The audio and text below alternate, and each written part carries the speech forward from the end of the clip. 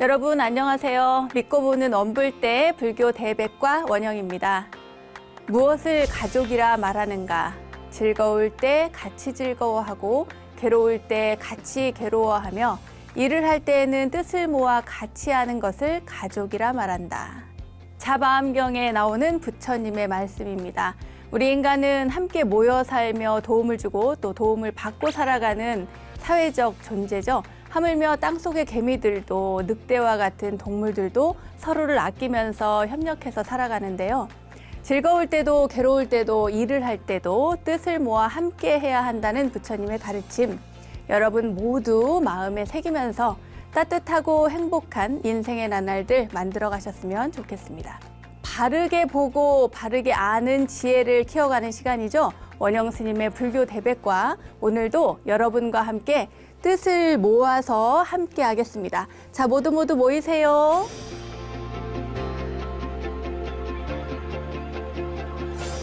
원영 스님의 불교 대백과 첫 순서는 알고 보면 약이 되는 수많은 불교 이야기들과 불교 지식을 내 안에, 원영 스님의 불교 대백과 지식인 시간입니다.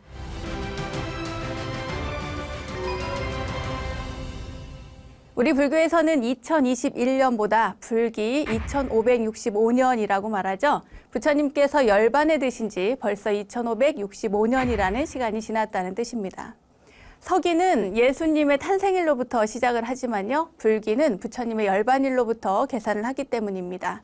그렇다면 이렇게 오랜 세월이 흘렀어도 부처님의 가르침이 우리들에게 전해지고 또 우리가 그 가르침을 배울 수 있는 이유는 무엇일까요? 뭘까요? 바로 경전을 통해서 그 가르침이 전해져 내려왔기 때문이죠. 경전이란 부처님의 가르침, 즉 부처님의 말씀, 설법을 담은 책, 불경을 말합니다. 법화경이나 화엄경, 금강경처럼 이렇게 뒤에 경자가 붙은 모든 경을 말하죠. 그런데 불교에는 경전이 엄청 많아서, 아니 타종교는 딱 한 것만 독파하면 끝인데 우리 불교는 경전이 너무나 방대해서 도대체 뭐가 뭔지 모르겠어요. 내지는 도대체 어떤 경전을 수지 독송해야 하죠? 라는 그렇게 의문을 품는 분들이 많습니다. 그래요. 경전은 정말 그 종류가 참으로 많습니다. 그만큼 부처님께서는 우리 중생 각자의 근기에 맞게 아주 친절하게 대기설법을 해주셨다는 뜻이겠죠. 아쉬운 마음 대신에 삼라만상의 모든 진리를 간파하고 진리의 법을 전해주신 부처님께 감사의 마음과 자랑스러운 마음을 가져보시면 어떨까요? 어쨌거나 오늘 지식인 시간에는 그간 어렵게만 느껴지고 헷갈리기만 했던 불교 경전 싹 다 정리를 해드리도록 하겠습니다. 싹! 그래서 오늘의 지식인 주제는 바로 경전의 정석입니다. 오늘 제가 불교 경전을 속성으로 여러분들께 과외를 해드릴게요. 저와 함께 하다 보면 경전에 대한 체계가 쫙 잡히실 겁니다. 저만 믿고 한번 따라와 보세요. 자, 이제 경전의 세계로 출발!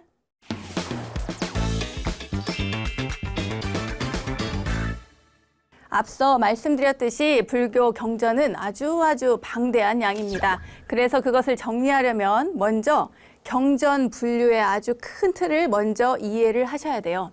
수많은 경전의 내용을 크게 경률론 3장으로 분류를 할 수가 있고요. 또 경전을 시대별로 나누면 초기 불교 경전 그리고 대승불교 경전 이렇게 나눌 수가 있습니다. 세 번째로는 부처님의 설법 시기로 나누는 오시에 관한 내용도 있습니다. 오늘은 그 분류법과 더불어서 경전의 내용을 아주 빠르게 짚어보도록 하겠습니다.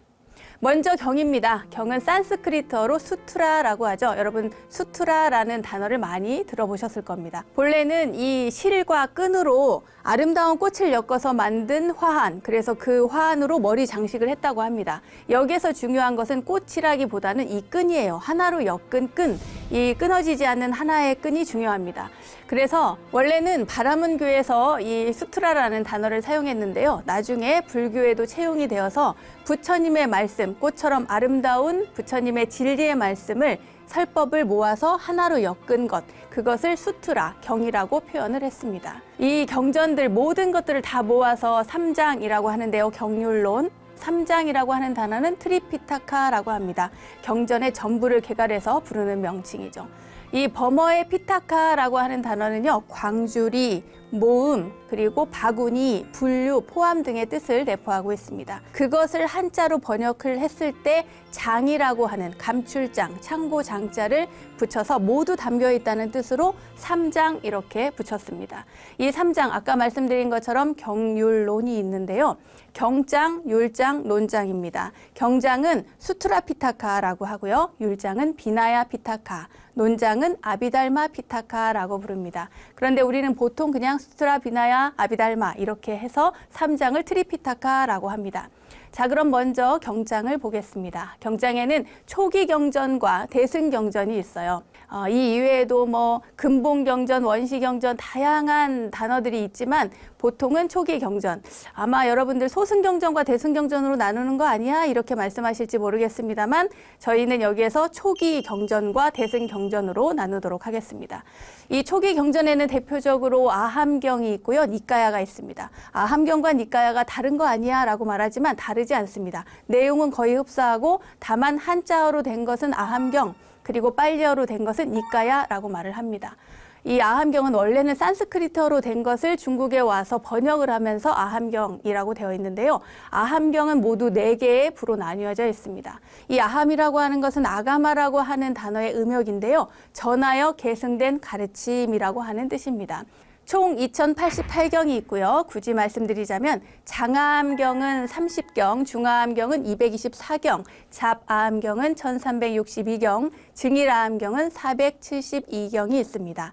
서기 300년 이후부터, 그러니까 4세기부터 중국에서 한문으로 번역되기 시작해서 아주 수많은 경전들이 번역되기 시작했는데요. 그때 이렇게 많은 양의 아함경들이 번역이 되었습니다. 이와 같은 내용을 남방 불교 국가에서는 빨리어로 남겼습니다. 이 빨리어로 편찬한 것에는요, 아함경의 4부와는 달리 니까야는 5부로 나뉘어져 있습니다. 자, 그럼 니까야는 무슨 뜻일까요? 니까야는 부분, 묶음이라고 하는 단어입니다. 그러니까 니까야는 무슨 부라고 표현이 되죠. 5개가 되어 있으니까 5개의 묶음이라는 뜻이겠죠. 그리고 상잡으로 알려져 있는 테라바다 불교의 근본 경전으로 알려져 있죠. 남방 불교 국가에 가면 스님들이 전부 이것을 가지고 공부를 합니다. 자, 그럼 나누어 볼까요? 5개로 나누어지는데 그 첫 번째입니다. 장부라고 불리는데요. 장아함에 해당이 됩니다. 이것은 부처님의 설법 가운데 가장 긴 것만을 묶어 놓은 거예요. 그래서 디가 니까야라고 부르고 경전은 34경입니다. 출가, 수행에 관한 내용이 많아요. 그러니까 출가한 스님들을 대상으로 수행에 관한 이야기들을 많이 설법해 놓으신 것을 묶어 놓은 것이죠. 자, 두 번째입니다. 두 번째는 중간 길이의 설법을 묶어 놓은 거예요. 그래서 중부라고 불리고 이것은 한역 경전으로 치면 중아함에 해당이 됩니다. 여기에서는 맞지마 니까야라고 하고요. 152경이 남아 있습니다. 이 중부에는요, 초기 부처님의 가르침의 핵심이 아주 많이 담겨 있는 걸로 알려져 있습니다. 세 번째입니다. 각 주제에 상응하는 것. 그래서 상응부라고 하고요. 잡아함에 해당이 됩니다. 이것은 쌍유따 니까야라고 불립니다. 쌍유따 니까야 많이 들어보셨죠? 2904경이 현재 남아있고요. 이 안에는 다양한 내용들이 들어있는데 주로 팔정도 등의 내용도 여기에 들어있습니다. 네 번째입니다. 네 번째는 증지부인데요. 증지부는 주제가 늘어난 겁니다. 증일아함에 해당이 되는데 주제가 왜 늘어났지 생각을 하면 다른 경전에서 이미 한번 얘기한 것 중에 더해서 이야기한 것, 그것들을 모아서 만든 것이 바로 증지부입니다. 안구따라 니까야라고 불리고요. 그래서 양이 광대합니다. 9557경이 현재 남아 있습니다. 자, 다섯 번째입니다. 다섯 번째는 내용이 작은 소부예요. 소부는 쿠타카 니까야라고 불립니다. 내용이 작으니까 15경밖에 남아있지 않습니다. 여기에는요, 그런데 굉장히 유명한 대중적인 경전이 들어있어요. 대표적으로 수타니파타. 들어보셨죠? 무소의 뿔처럼 혼자서 가라. 이렇게 이야기하는 수타니파타 등이 여기에 들어있습니다. 여기서 잠깐 초기 경전과 대승 경전으로 저희가 나누어서 말씀을 드렸지만 또 알고 계신 분들 가운데는 소승경전과 대승경전으로 이렇게 나누지 않느냐 말씀하시는 분들도 계실 겁니다. 그런데 소승경전은 초기 불교 경전에 들어가기도 하지만 엄밀히 말하자면 소승경전이라고 하는 것은 부파 불교 시대, 그러니까 스님들이 서로 분열되고 또 반목하고 서로 갈등하고 있었던 그 시대에 나온 것들을 대부분 소승불교 경전이라고 이렇게 나눕니다. 그러니까 그 단어를 많이 사용하지 않겠죠? 지금은 초기 불교 경전이라고 이야기를 합니다. 지금까지 이렇게 해서 초기 불교 경전에 대해서 알아봤습니다.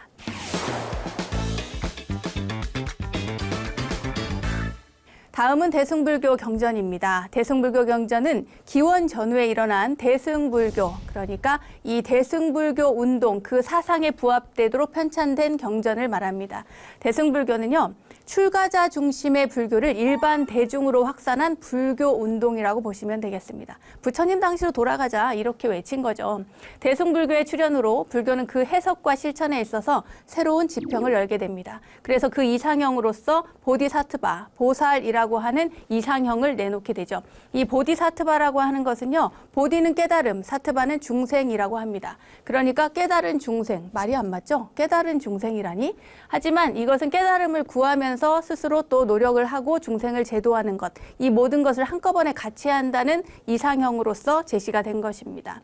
그러니까 상구불이 하와 중생은 바로 그 보살의 수행 가치가 된 것이죠. 자, 그럼 대승불교 경전이 언제 나왔는가 살펴볼까요? 대승불교 경전은 기원전 150년에서 기원 후 100년 사이에 나타납니다. 이 시기에 아주 수많은 대승경전의 편찬과 논서가 제작이 되죠.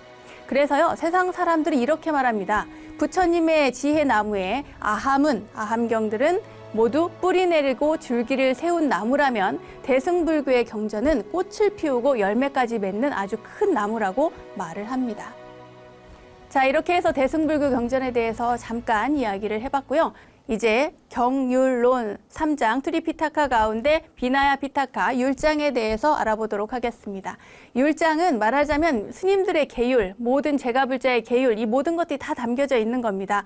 승가의 규칙 모음집이라고 할 수 있고요. 승가 생활 규범집이라고도 할 수 있습니다. 출가자 개인이 지켜야 할 모든 규율, 그리고 공동 시행 규율이 담겨져 있습니다.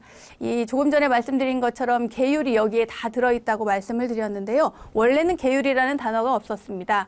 계와 율 이렇게 나누어져 있었는데요. 계라고 하는 것은 자율적인 의지로 스스로 지키는 것을 계라고 합니다. 그러니까 계는 벌칙이라는 게 없겠죠. 삼업을 잘 닦고 그 규범을 스스로를 잘 제어해서 깨달음에 이르도록 하는 것, 그것이 바로 계입니다. 두 번째 율이란 무엇인가? 율은 출가한 스님들의 율입니다. 말하자면 승가 운영을 위해서 승가가 꼭 지켜야 할 것들, 스님들이 꼭 지켜야 할 것들이 바로 율입니다. 그러니까 승가 유지 운영을 위해서 꼭 필요한 것이 바로 율인데요. 그것을 어겼을 때는 반드시 벌이 있습니다. 이 두 가지 계와 율이 모두 이 율장 안에 비나야 피타카 안에 들어있는데요. 이 단어가 중국으로 오면서 한역이 되면서 계와 율이 이렇게 혼란스럽게 사용이 되다가 지금에는 계율이라고 하는 단어로 합성어가 되어버렸습니다. 혹시 여러분 이전에 말씀드렸던 결집 이야기 기억이 나시나요? 우빨리 존자가 암송했다고 하는 그 결집. 1차 결집 때 500아라한이 모여서 율을 결집했던 그 내용 기억나시나요? 네, 기억나신다고요? 자, 그 내용이 지금까지 전해져 오고 있습니다. 물론 분명 그때 당시에 어떤 내용이 어떻게 결집이 되었는지는 잘 모르지만 지금까지 내려온 율장이 있습니다. 모두 현존하는 율장은 7개가 있는데요. 그 7개는 이렇습니다. 십송율, 사분율, 오분율, 마승기율, 근본서 일체유부율, 빨리율, 티베트율. 이 가운데 5개는 한자로 되어 있고요. 빨리율 그리고 티베트율은 각자의 언어로 되어 있습니다. 그리고 이 가운데 한국불교 승가는 사분율을 기본으로 해서 또 수계를 주고 있습니다. 저 같은 경우에도 이 사분율을 근거로 해서 수계를 받았습니다. 그리고 중국에서는요, 이 사분율이 가장 먼저 번역이 된 게 아닙니다. 사실은 십송율, 우리가 잘 알고 있는 구마라집도 참여해서요, 십송율이 가장 먼저 번역이 됐습니다. 그리고 현재 대승율장으로 우리가 알려져 있죠. 법망경. 우리는 사실 한국 불교는 사분율을 기본으로 하지만 대승율장도 함께 받아서 수지하고 있습니다. 법망경이 그 증거인데요. 법망경의 10중 48경계를 저희가 매번 안거 때마다 포살할 때 모든 스님들이 모여서 읽습니다. 자, 다음은 마지막 논장입니다. 아비달마 피타카. 아비달마라고 하는 단어는 아마 들어보셨을 겁니다. 경장과 율장에 대해서 스님들이 개별적으로 해설을 하고 주석을 붙인 것, 이것이 바로 논장입니다. 논했다는 거죠. 심지어 이미 해석해 놓은 그 논장에 대해서 다시 또 해석을 하고 주석을 다른 논소들도 있습니다. 예를 들면 우리나라에는 원효 스님이 굉장히 유명하죠. 원효대사. 그 원효대사가 독창적인 그 자기만의 해석으로 여러 논설을 전해주고 있습니다. 대승기실론소, 대도경종요, 법화경종요, 무량수경종요, 아미타경소 등등 엄청 좋은 훌륭한 그런 논소들을 많이 전해주고 있습니다. 그러니까 대승기실론에다가 또 소를 붙인 것을 논소라고 해. 대승기실론소. 그래서 그냥 그것들을 토탈 얘기할 때는 논서, 그럴 때는 그 책서자를 써갖고 서라고 하고, 주석을 붙였을 때는 소라고 하고. 자, 경률론 3장에 대해서 지금까지 짚어봤는데요. 다시 경전으로 돌아가서 중요한 구절을 살펴보도록 하겠습니다. 아마 독송하시는 분들은 다 알고 계실 텐데요. 여기에 경전 첫머리에 6가지 필수적인 요건을 갖추어서 경전들이 전해져 내려오고 있습니다. 이것을 육성치라고 하는데요. 경전 맨 앞에 보면 이렇게 나오죠. 여시아문 일시불 제사이고 기수국고 도곤 여대비구 중 1250인구 이렇게 나옵니다. 이 단어를 아마 외우시는 분들은 다 알고 계실 거예요. 대부분의 경전들이 이렇게 시작이 되니까요. 이것을 육성치라고 하는데 신성치, 문성치, 시성치, 주성치, 처성치, 중성치 모르시겠죠? 네, 그것을 설명을 해드리겠습니다. 부처님의 가르침이 틀림없다는 것을 확신하는 것, 믿을 신자를 써서 신성취라고 합니다. 그리고 그 다음에 내가 들었다, 직접 들었다, 누구겠어요? 안한존자겠죠? 문성취, 들을 문자를 써서 문성취라고 합니다. 설법한 때를 명시하는 것, 때 시자를 써서 시성취라고 하고요. 또 설법한 분이 누구였나? 바로 부처님이었다. 그래서 주성취라고 합니다. 그리고 설법한 장소를 밝히는 것을 처성취, 곧 처자를 써서 처성취라고 합니다. 그리고 어떤 사람이 들었는가를 밝히는 것, 대부분 수많은 비구, 1250 비구가 함께 들었다고 나오죠. 이것을 무리중자, 대중중자를 써서 중성취라고 합니다. 그래서 모든 경전에 여시아문 일시불 제사이고 기소국고도건 여대 비구 중 1250인구 이렇게 나오는 겁니다. 알아들으셨죠? 자, 넘어갑니다.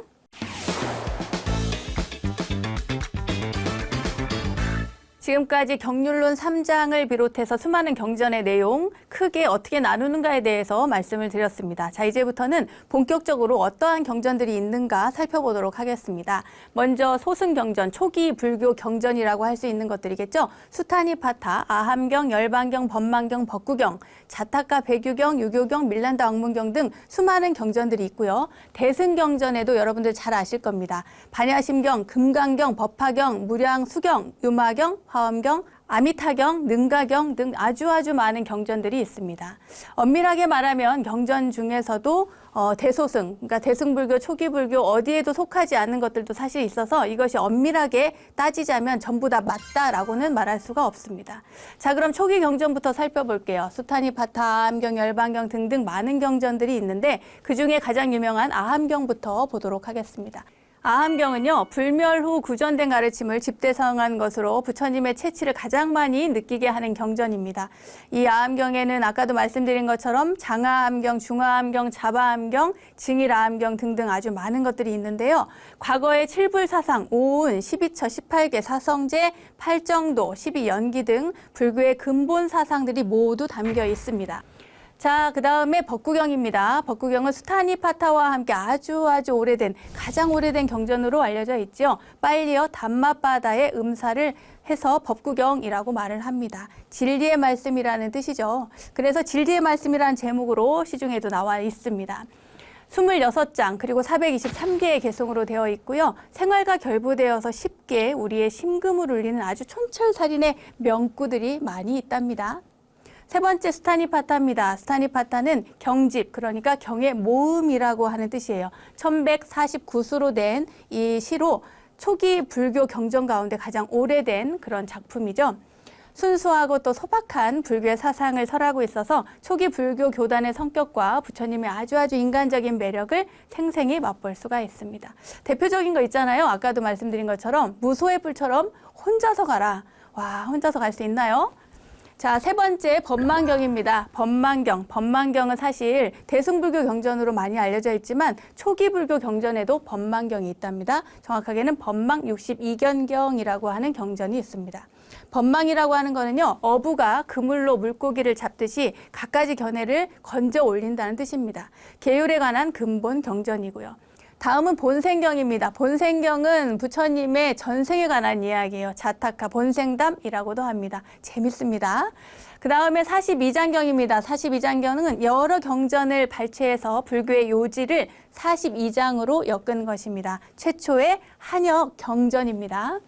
그 다음은 불유교경입니다. 불유교경, 유교경이라고도 하죠. 부처님께서 인멸하기 전에 제자들에게 남긴 최후의 설법입니다. 배교경입니다. 배교경은 불교의 기본 교리를 쉽게 설명하기 위해서 98가지 재미있는 비유와 우화를 모은 경전입니다.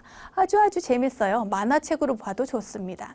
다음은 육방예경입니다. 육방은 6군데, 육방에다가 예경을 하는 그런 경전입니다. 말하자면 부모, 스승, 아내, 친구, 사문, 그리고 일하는 고용인, 이 6사람들에 대한 인간관계에 대한 이야기들, 지켜야 할 예의와 도리를 모두 갖추어서 설하고 있는 경전입니다. 여러분 잘 따라오고 계시죠? 다음 마지막입니다. 밀린다 왕문경입니다. 이 밀린다 왕문경은 어려워요. BC 2세기경에 그리스왕 밀린다와 학생 나가세나 사이에 오간 대화를 엮은 불교 경전입니다. 그러니까 질문하고요. 거기에 질문에 대해서 답을 하는 그런 내용입니다. 굉장히 어려워요. 영혼론과 윤회, 선악, 업보 등 개인적인 문제에서부터 지식론, 심리, 현상 고찰, 또 해탈, 열반 이런 것들의 모든 것들이 다 담겨져 있습니다.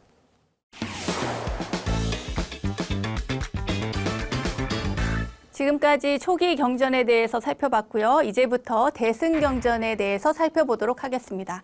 첫 번째는 금강경입니다. 원래 이름은 금강반야바라밀경이고요. 구마라집의 번역으로 널리 읽히고 있습니다. 잠시만요. 제가 여기에서 보여드릴 것이 있습니다. 뭐냐면요. 금강경을 제가 가지고 왔습니다. 짠! 금강경입니다. 금강반야바라밀경이라고 쓰여져 있죠. 이렇게 목판본을 인쇄해서 이렇게 책으로 엮은 것입니다.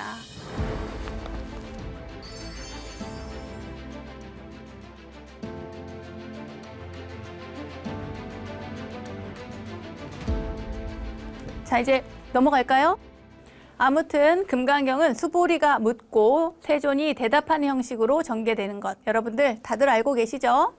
다음은 화엄경입니다. 화엄경, 대방광불 화엄경 많이 들어보셨죠? 화엄경은 중중무진의 법계 연기를 설한 가장 방대하고 심오한 대승경전의 꽃입니다. 40화엄이 있고 60화엄이 있고 80화엄이 있습니다. 저는 80화엄으로 공부를 했습니다. 십신, 십주, 십행, 십회양, 십지, 등강, 묘각 등 보살의 수행 단계 그것들을 자세히 설명하고 있고요. 여기에서 가장 중요한 것은 마지막에 나오는 53 선지식을 찾아 떠나는 선제동자의 이야기 이것이 가장 중요합니다. 입법계품에 들어있습니다. 다음은 너무나도 중요한 법화경입니다. 묘법연화경이라고 하죠. 이 묘법연화경, 법화경은 원래 명칭이 사다르마 뿐다리까 수트라입니다. 이 법화경은 특이한 게 부처님께서 지금까지 내가 너희들에게 알려준 것들은 정말 중요한 것이 아니다. 정말 중요한 것은 내가 이제부터 알려주겠다. 그것이 바로 무엇인가? 일승의 가르침이다. 이렇게 해서 일불승의 가르침을 전해주신 것으로 아주 유명합니다. 이 내용은 너무나 수승해서요. 일불승이라고 하는 것은 무엇이냐면 결국에는 보살행을 이야기를 합니다. 보살로서의 삶, 그것이 얼마나 중요한가 이것을 가르쳐주는 아주 스펙터클한 경전입니다. 꼭 한번 독송해 보시기 바랍니다. 다음은 열반경입니다. 열반경은 부처님께서 인멸하기 전 라자가에서 쿠시나가라까지 가는 동안의 행적을 그린 경전인데요. 이 경전 안에는 다양한 내용들이 있지만 그 중에서도 우리가 기억할 것은 자등명, 법등명입니다. 스스로를 등불로 삼고 법을 등불로 삼아 의지해서 열심히 수행 정진하라는 부처님의 가르침을 담고 있습니다. 다음은 원각경입니다. 원각경은 부처님의 원만한 깨달음을 설한 경전이라고 해서요. 굉장히 어려운 얘기들이 많이 나옵니다. 깨달음의 상태, 원각에서 청정, 진여, 보리, 열반, 바라밀 이런 것들을 다 포함해서 설명하고 있는 그런 경전입니다. 다음은 능엄경입니다. 능엄경은요, 제가 사교반, 그러니까 3학년 때, 강원에서 3학년 때 배운 것으로 기억이 나는데요. 수도 과정에서, 수행 과정에서 생기는 어떤 마장, 마구니에 대해서 그것을 식별하고 퇴치할 수 있는 방법, 그것들을 제시한 아주 철학적 깊이가 있고 가장 난해한 경전 중에 하나입니다. 다음은 능가경입니다. 능가경은 달마대사가 해가대사에게 전수했다는 경전이죠. 불교의 심오한 인식론인 유식도리를 이해하고 실천하는데 빼놓을 수 없는 그런 경전입니다. 선가의 소위 경전이라고도 불리고요. 다음은 유마경입니다. 유마경도 굉장히 중요하죠. 승망경과 함께 제가 신도가 설한 경전입니다. 제가 중심의 대승 보살 사상을 강조하고 있고요. 여기에서 나오는 유마거사는 부처님의 전생이다, 부처님의 어떤 다른 모습이다 이렇게 이야기할 정도로 깨달음을 가진 그런 분입니다. 처자를 거느리고 있는데도 굉장히 그 깨달음의 그 수행의 깊이가 엄청 높은 그런 분입니다. 그 딸도 굉장히 수행이 잘 되어 있다고 하죠. 문수보살님이 이 유마거사를 찾아가서 병문안을 갔다가 일어나는 일들, 그 대화가 굉장히 중요한데요. 아주 명언을 남깁니다. 문병원 문수보살에게 유마거사가 하는 이야기가 중생이 아프니 나도 아프다. 중생이 병드니 보살도 앓는다. 이런 이야기를 했습니다. 동체대비의 보살도를 설파하고 있는 그런 경전입니다. 다음은 승만경입니다. 조금 전에 이야기한 것처럼 그 유마경과 더불어서 제가자들의 대표적인 경전이라고 할 수 있죠. 제가 여인인 승만부인이 설한 경전입니다. 모든 중생이 부처가 될 수 있다는 그런 이야기를 하고 있습니다. 종자가 있다 우리 모두가 다 깨달을 수 있다는 얘기를 하는 거죠. 자, 그 다음입니다. 다음은 아미타경입니다. 많이 독송하시죠? 무량수경, 관무량수경과 함께 정토 삼부경이라고 합니다. 극락세계의 장엄함을 설하고 있고요. 성근공덕을 닦고 아미타 부처님께 일심으로 염하면 극락세계에 왕생할 수 있다는 얘기고요. 아미타세계, 그러니까 정토세계의 모습을 담고 있습니다. 다음은 무량수경입니다. 무량수경은요, 아미타 경전과 함께 정토 삼부경에 속하는 경전인데요. 아미타 부처님이 법장 비구일 때, 그러니까 전생의 비구 법장일 때 모든 중생을 구제하기 위해서 48서원을 수행으로 성취함으로써 아미타불이 된다는 이야기를 합니다. 다음은 지장경입니다. 지장경은 우리가 많이 독송을 하죠. 또 영가 천도할 때도 많이 하는데요. 지장보살 본원경이라고 하는 이름입니다. 지장보살님의 사상과 그 원력을 또 간곡하게 설하고 있고요. 모든 중생을 제도하기 전에는 결코 성불하지 않겠다고 하는 큰 원력을 세우신 지장보살님에 대한 내용입니다. 다음은 반야경인데요. 반야경은 대품반야와 소품반야가 있습니다. 대승불교 초기 반야와 공사상을 다 설한 그런 경전들입니다. 특히 대반야경 같은 경우에는 600부, 그러니까 600권의 방대한 분량을 가지고 있는 경전입니다. 그리고 다음은 미륵삼부경인데요. 미륵삼부경은 미륵부처님의 성불과 중생 제도를 위한 경전들, 미륵하생경, 미륵중생경, 미륵성불경으로 구성되어 있습니다. 다음은 관음경인데요. 관음경은 법화경에 관세음보살 보문품으로 흡수된 관음신앙의 대표적인 경전입니다. 그 관세음보살 보문품을 따로 빼내어서 관음경이라고 해서 독송을 많이 하고 있습니다.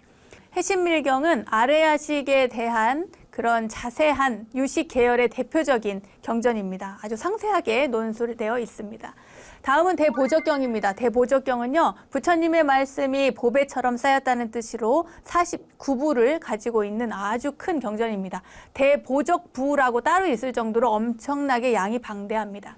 부모은증경은 부모의 십종대은, 부모님이 아이를 낳아서, 나를 낳아서 어떻게 키워냈는지 그 내용이 자세히 그려져 있는 경전입니다. 우람분경은 목련존자가 지옥에 떨어진 어머니를 구하기 위해서 음력 7월 15일 백중이죠. 그때 수많은 음식물을 마련을 해서 큰 스님들께 공양을 올리는 우란분제에 대해서 설하고 있습니다. 이것 말고도요, 대승 경전은 어마어마하게 많습니다. 초기 대승 경전 모두 다 많습니다. 그런데 시간 관계상 여기까지만 하겠습니다. 여러분 혹시 58교에 대해서 들어보셨습니까? 58교 굉장히 중요한 내용이어서 잠깐 짚고 넘어가겠습니다. 부처님께서 설법한 시기에 따라서 분류를 하는 방법입니다. 오시는요, 화엄시, 노건시, 방등시, 반야시, 법화, 열반시 이 5가지인데요. 화엄시는 부처님께서 성도하신 직후에 37일간, 그러니까 21일간 경전을 말씀하신 것, 그것이 바로 화엄경이라고 하는 주장입니다. 이 시기의 가르침은 그 정도가 너무 높았기 때문에 알아듣는 사람이 별로 없다고 하죠. 자, 두 번째 노건시입니다. 노건시는 화엄경을 설하신 이후에 부처님께서 아함부 경전을 설하신 시기, 이때를 노건시라고 합니다. 이 시기에 부처님의 최초 설법이 녹야원에서 이루어졌기 때문에 노건시라고 이야기를 합니다. 자, 세 번째 방등시입니다. 방등시는 아함부 경전을 설하신 후에 8년간 설하신 시기로 유마경, 승만경, 능가경 등의 경전들을 설하셨다고 하죠. 다음은 네 번째 반야시입니다. 반야시는 방등시 이후에 22년간 반야부 계통의 경전을 설하신 시기입니다. 대승과 소승, 근본적으로 같은 것이라고 해서 이들을 다 융합하는 시기라고 할 수가 있겠습니다. 다섯 번째 법화열반시인데요. 부처님께서 마지막으로 설법한 그 시기를 법화열반시라고 합니다. 곧바로 진실한 부처님의 직연을 열어 보이고 깨달아 들어가는 시기, 그래서 부처님께서 마지막 8년간 설하신 법화경과 열반경, 열반에 드시기 직전에 설하신 열반경의 내용을 담고 있습니다. 이렇게 해서 5가지 오시에 대해서 말씀을 드렸고요. 8교라는 것도 있습니다. 8교는 돈교, 점교, 비밀교, 부정교, 장교, 통교, 별교, 원교. 설명을 못하겠네요. 시간 관계상. 여러분 찾아보세요. 넘어가겠습니다.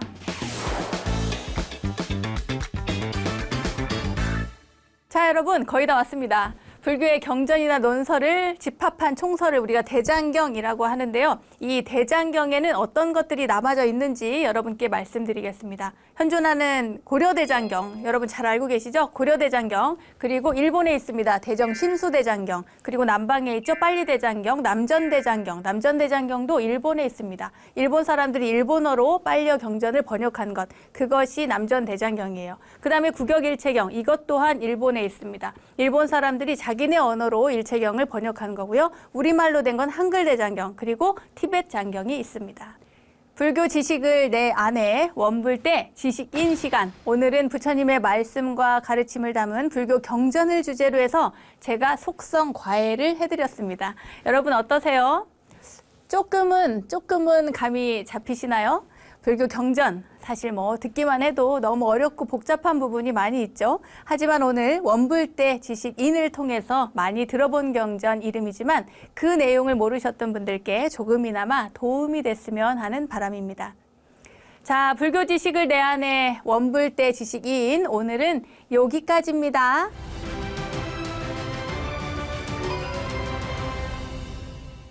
저절로 알게 되는 사찰 이야기, 오늘은 이절로, 아니 저절로 시간입니다. 우리나라 삼보사찰 여러분 다들 알고 계시죠? 그 가운데 오늘은 법보종찰 해인사로 가볼까 합니다.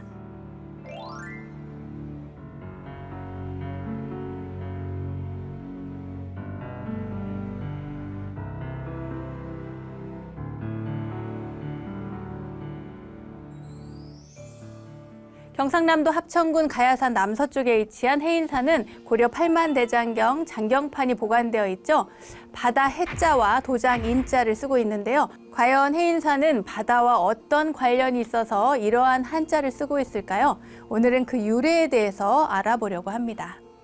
옛날 아주 옛날에 가야산 깊은 꼴짜기에 80세가 넘은 늙은 노 부부가 함께 살고 있었어요. 그런데 이 노부부에게는 자식이 없었습니다. 그래서 서로 두 분이서만 의지하면서 지내고 있었는데 어느 날 밖에 나가려고 하니까 복실복실 아주 예쁘게 생긴 강아지가 한 마리 안으로 들어오는 거예요. 그 살인문 안으로 들어온 강아지를 보고 이 어르신들이 너무 좋았던가 봐요. 그래서 너무 예쁘니까 이 깊은 산골에서 웬 강아지냐 싶어서 너무 예뻐서 자식처럼 곱게 키우기로 합니다. 그렇게 해서 이 강아지를 데리고 잘 키워요. 그래서 3년이 지납니다. 3년이 지났는데 강아지가 어느 날 밥을 줘도 먹지를 않고 그래요. 그러더니 갑자기 이 강아지가 짖지를 않고 사람처럼 말을 합니다. 뭐라고 말을 하냐면 저는 원래 동해 용왕의 딸인데 그만 제가 죄를 지어서 이런 모습으로 인간 세계에 왔습니다. 다행히 두 분의 보살핌으로 속죄하는 시간 3년 동안 속죄의 시간을 갖고 이제 다시 용궁으로 가게 됐습니다. 두 분의 은혜가 하야 같아서 제가 수양 부모로 모실까 합니다. 이렇게 얘기를 하는 거예요. 그래서 너무 어안이 벙벙해진 거죠, 어르신들이.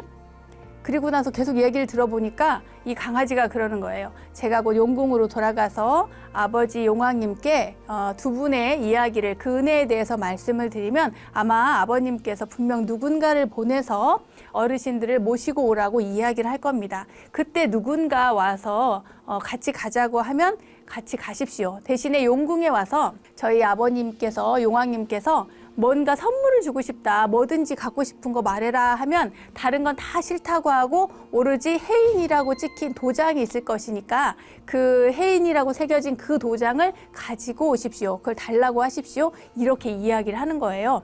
그래서 그런가 해요. 왜냐하면 그 옥새같이 생긴 그 도장을 가지고 오면 그 도장을 3번 똑똑 치고 원하는 것을 말하면 뭐든지 다 이루어진다고 이야기를 해주는 거예요.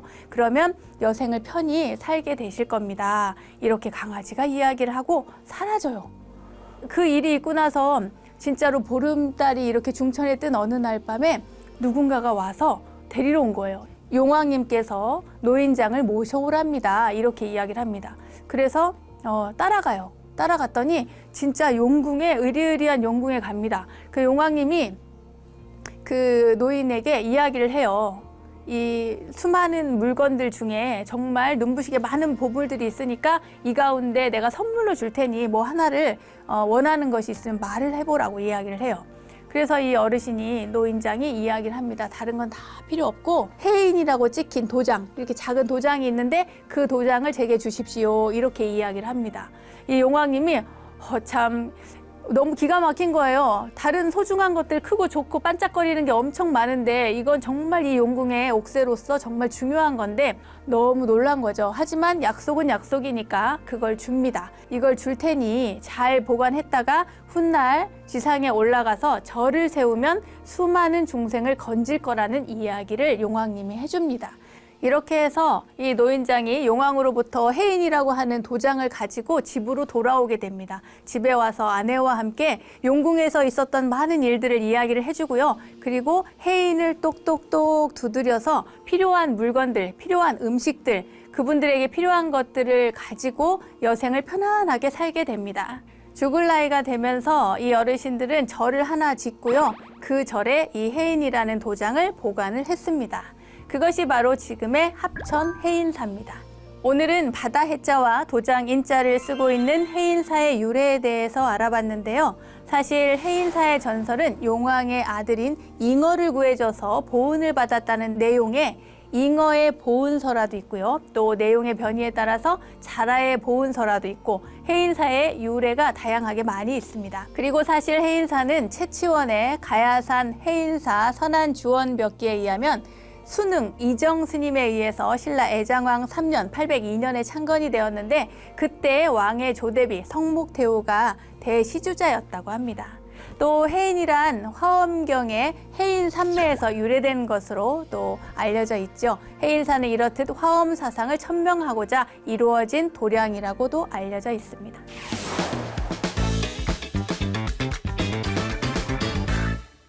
원영스님의 불교 대백과 오늘도 즐겁고 유익한 시간 되셨나요?